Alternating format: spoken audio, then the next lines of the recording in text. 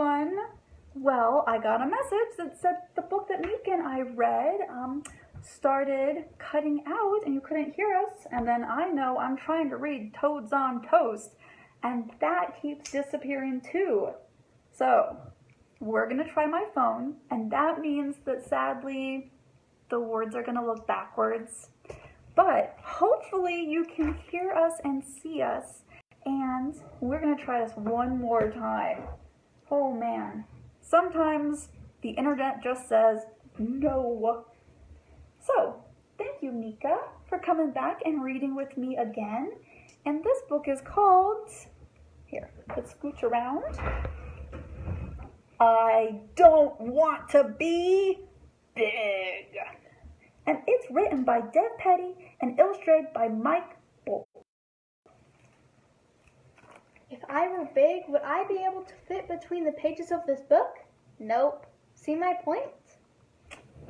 And look, here's the little frog, and he is almost 2 inches tall. I don't want to be big. You need to eat your dinner. I don't want to. You don't want to grow? I don't want to be big. Why not? Well, first you're 1 inch, and then 2 inches, then 3. When does it stop? You can't stay small forever. An ant stays small forever.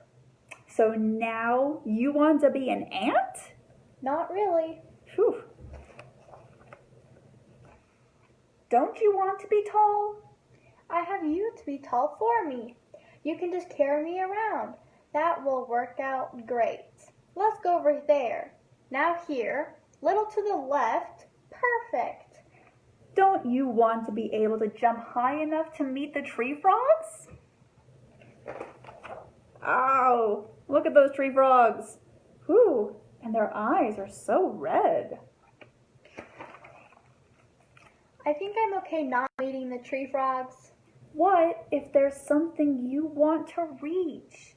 Like, what's way up there? Cupcakes. Ooh, cupcakes, yum. I have big friends. Aw, the elephant helped. What's so bad about being big anyway? If I grow big, I'll miss the leg room or hit my head on things. And do elephants win at hide and seek? I don't know, do they win? Let's see. Nope. All I'll do is sit around and be big. Are you sure you don't ever want to be big? I am so sure I don't want to be big that on a scale of 1 to 10, I'm here at 11. Oh my goodness, 11. What's the trouble? I don't want to be big. Well, Frog, things just have a way of growing, and there are good things about growing too. You're closer to the sun. Actually, that has its drawbacks. You get to wear huge shoes. I'm a pig. I don't wear shoes. The best part is I get the biggest pool of mud and the biggest bucket of garbage. Is there anything good about being big that doesn't include mud or garbage? Not really, but growing bigger doesn't mean you have to grow up. It doesn't. Nope. And there's Daddy Frog and Pig and Little Frog. I've been thinking. You have? I think it will be okay to be big. So you'll eat your dinner? Sure. But I'm never taking a bath. Oh no! And there he is, stretching tall, tall, tall on his tippy toes so he can be big. Thank you, Mika, for reading that book with me again. All right. So this is the, 4th time I'm going to try and read a book called Toads on Toast. And the words might be backwards, but you can still see the pictures. And here are some little toads. And this book is by Linda Bailey and Colin Jack. And when we're done reading it, I have a recipe to share with you. If you've been to our story time and maybe we've made pancakes together or pizza together, you know that we have some yummy things we like to make at the library. Fox was bored. Every day it was the same.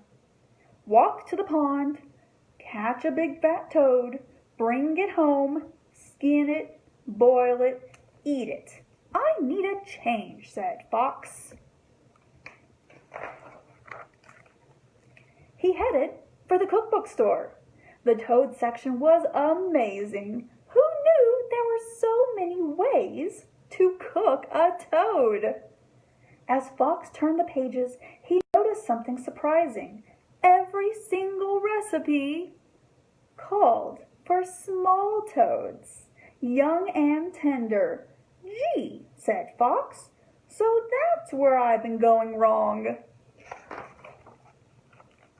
That evening, he set out for the pond as usual, but this time, instead of looking for a big fat toad, he looked for small toads, young and tender.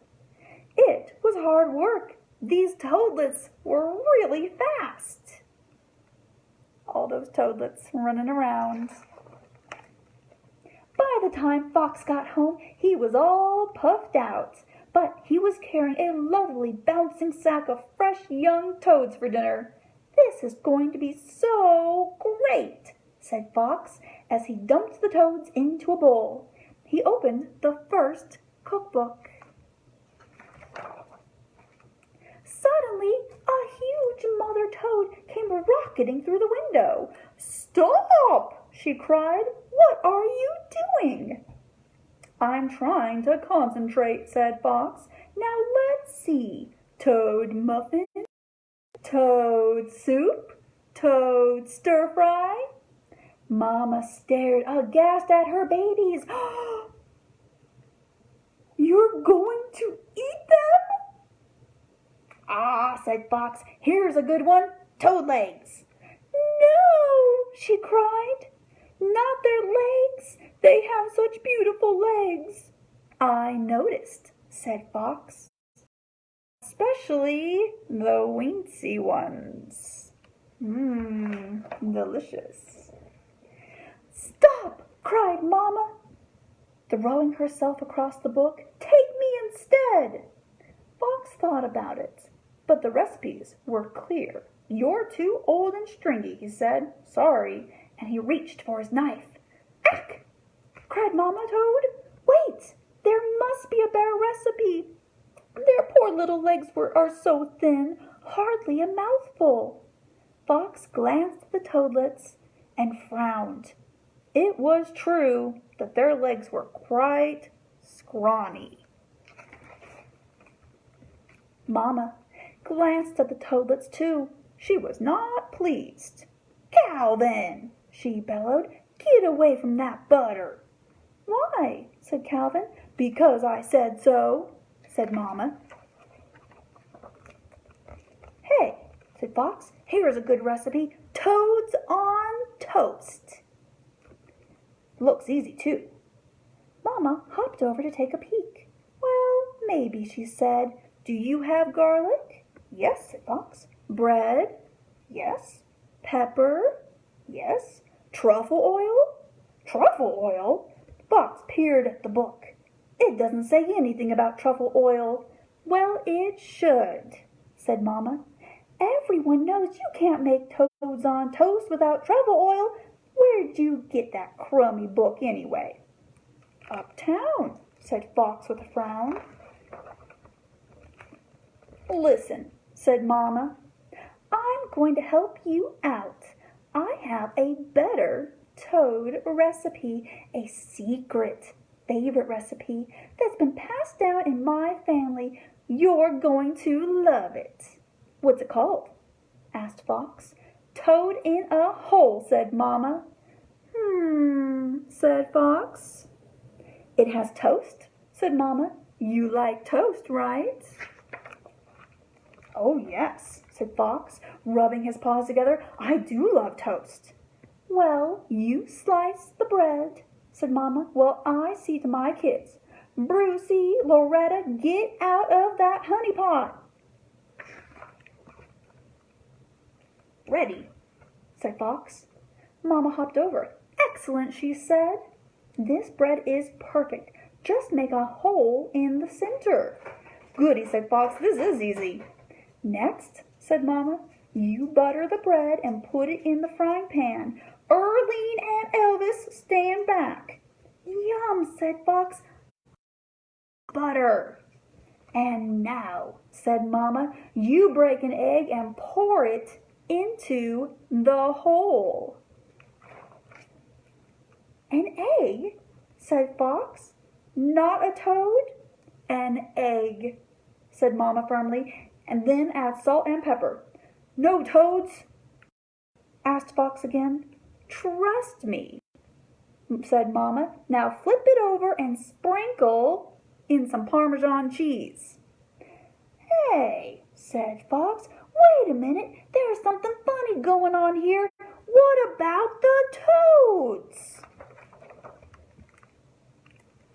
Try it without, said Mama. Fox grumbled a little. He pouted and stared at the toadlets, but he did take a nibble, then a bite, and then... Wow! Said Fox. This is delicious. You see, said Mama, it doesn't really need toads. That's the secret.